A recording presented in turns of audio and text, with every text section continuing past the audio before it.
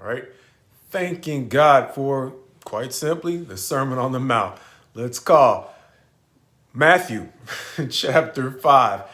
Attitudes. Understanding that it starts off with the Beatitudes. And even though that word Beatitudes might not literally refer to attitudes, I want to look at this chapter from the perspective of the way it seems to talk about our attitudes toward life in general, toward the law, specifically the old law, and our attitudes toward one another. Understanding that these chapters can basically be described in many different ways. Even though there's only one truth, there are different perspectives. And this is not the same perspective I looked at it from the last time I looked at and studied the Sermon on the Mount. But as I grow, this is the one that seems to stand out most to me right now. And so with that, the Beatitudes, in my humble opinion, seem to talk about our attitudes toward life. Understanding that he is going to talk about the way in which there are some things that do not ordinarily cause me to think of myself as being blessed, that he is challenging me to rethink in terms of my perspective toward life. Blessed are the poor in spirit. It's going to start out with, as it's toward the end, going to talk about blessed are those who are persecuted for righteousness' sake. In the meantime, for time's sake, I'm going to ask you, if you have not read these in a while, to read through the other ones that he is challenging us all to reconsider as legitimate blessings in our lives. But because we have been emphasizing the theme of the kingdom, these roughly begin and end with a description of those who are blessed, because God is going to say, or Jesus is going to say, that the kingdom of God is theirs. And so when he says, blessed are the poor in spirit, for theirs is the kingdom of God, and blessed are those who are persecuted for righteousness' sake. Likewise, in verse 10, for theirs is the kingdom of God, he is helping us understand literally who he is describing as those who possess the kingdom. The poor in spirit, for whatever reason, always connecting with me to examples of humility. The one that most stands out in my mind being the woman who went in and humbled herself to wipe Jesus's feet, or basically wash his feet with her tears and wipe them with her own hair, in a situation where she was being looked down upon by those around her. It didn't matter though. She was so grateful for the fact that God had forgiven her for things that she could not bail herself out of, that she did not mind essentially humbling herself to publicly humiliate herself just to say thanks. And it's not so much the level of humility she showed in the thanks, but the level of appreciation she showed for the fact that, once again, she could not get herself out of that situation. And it seems that when he is saying, blessed are the poor in spirit, this may not be right,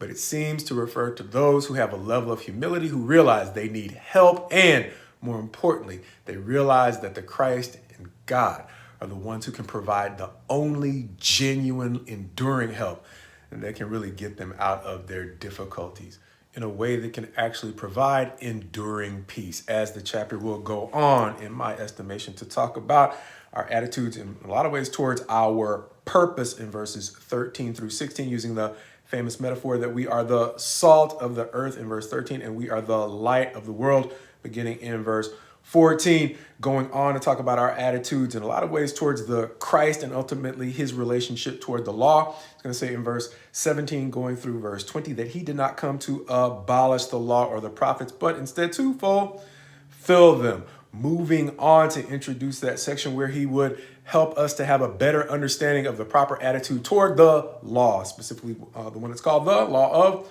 Moses, following a pattern that seems to run roughly along the last five laws in the Ten Commandments. He's going to talk about murder. He's going to talk about adultery. He's going to talk about divorce, literally, but from a perspective that may make it like stealing. The eighth commandment, I believe, as he'll go on to talk about oaths, super similar to the way in which the Ten Commandments and the ninth commandment talks about not bearing false witness. And he'll go on to talk about what we'll call retaliation in a way that reminds me of, and hopefully it'll become clearer later why, that whole concept of the last commandment being do not covet.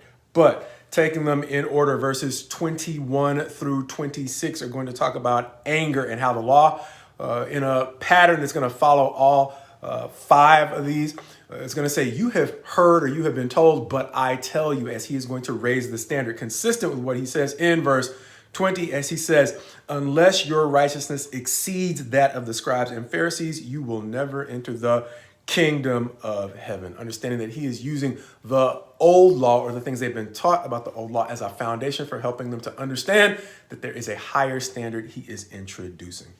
Verses 21 through 26, though, talking about, you have heard it's wrong to murder, but I'm telling you it's wrong to even be angry, in a progression that says if you're angry, you're in trouble. You're in more trouble if you insult an individual, and you're in more trouble if you say you fool, which represents not only an insult, but debasing the entire character of the individual in a way that seems similar to condemnation, something he's going to talk about later on in the Sermon on the Mount. However, he's going to go on to talk about in verse 27, verses 27 through 30, specifically how you've been told that it's wrong to commit adultery. But he is going to say that if you look at a woman with a lustful intent, you are already in trouble. Fellas, of course, it's one of those things that we struggle with, but he's not condemning us as much as he is warning us to be careful at the point we begin to allow ourselves to lust. Going on, he'll talk about in verses 31 and 32 that concept of divorce, but understanding that the two shall become one flesh. You are no longer your own, whether you are a man or a woman, under biblical marriage. And when he is talking about divorce, he is talking about a process by which someone tampers with the proprietary interest that you would have basically in your own arm or your own leg. Because once you enter into a marriage bound and sealed by God, he views you as one person. And the individual who would tamper with that is essentially tampering with the highest form of theft you can think of, helping us to understand even more why the Bible also punishes by death things like kidnapping, disrespecting the personal boundaries of an individual who has their own sovereignty ordained by God. Going on, though, in talking about oaths in verses 33 through 37, it's going to talk about something that's super similar to, like we said, that old covenant principle of not swearing falsely, saying you were told, don't take an oath. No, you should not swear falsely, right? And he's saying the actual standard is don't take an oath at all. Just let your yes be yes and your no be no. As I've heard another teacher teach it, don't name drop to try and add credibility to the things you say. If you're not persuasive enough by telling the truth, just let it go. Anyway, easy to say, hard to do, but that's the principle he seems to be getting across as we talk about in verses 38 through 42. As we mentioned, the one that might be more of a stretch, but he is talking about you have heard an eye for an eye and a tooth for a tooth, which is not literally talking about coveting, but the way he goes on to describe it seems to describe the way in which getting even is one of those things in which I am looking for my opportunity to basically take something that I believe belongs to me at the expense of someone else. That's similar to coveting. And likewise, he's talking about instead of looking out for your opportunity to do things in a manner that best fits you, if someone is trying to exploit you, consider the ways in which, as I talked with another brother today, de-escalation can help bring peace in a situation that is otherwise moving toward conflict. And if we look at the beginning of where he starts telling us to reconsider the law, quite possibly even murder. Understanding that, he's going to talk about if somebody slaps you on the right cheek, turn to them the other also. If anyone would sue you and take your tunic, let him have your cloak as well. And if anybody would compel you to go 1 mile, go 2 with them. Understanding that makes us seem like we're weak. But at the same time, like we said, if we look at it from the perspective of turning off our temptation to get as much as we can get out of life and turning on our inclination to look for opportunities to make peace, then these look like de-escalation as opposed to weakness, wisdom as opposed to fragility. Understanding that, he is going to conclude the chapter, as I mentioned, in verses 43 through 48, seeming, at least in my humble opinion, to talk about our attitudes toward one another, as he is going to challenge them to go beyond their temptation to simply love people they feel affectionate toward and love even those who aren't necessarily treating them so well. Reminding me in life how short-sighted and limited my vision is. Understanding that over the course of my life, some of my best friendships have been with those who I did not necessarily like all that much from the beginning. God is challenging us to adopt his wisdom, understanding that we have used that term aharit before. The God who sees the end of a thing from the beginning is challenging us not to get wrapped up in the present emotions we might feel about a thing, because we do not necessarily understand the full trajectory that a person is on any more than we really understand the trajectory that we are on. And God may have us on a path to peace that we short circuit if we simply greet people based upon whether or not we like them.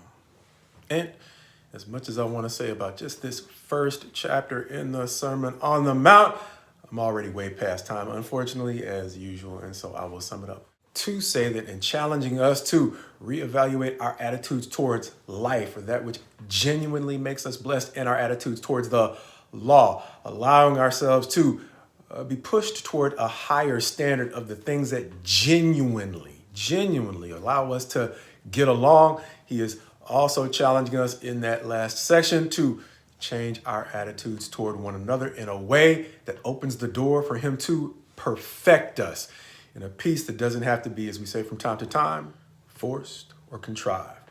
A peace that we sometimes refer to as the peace that surpasses all understanding.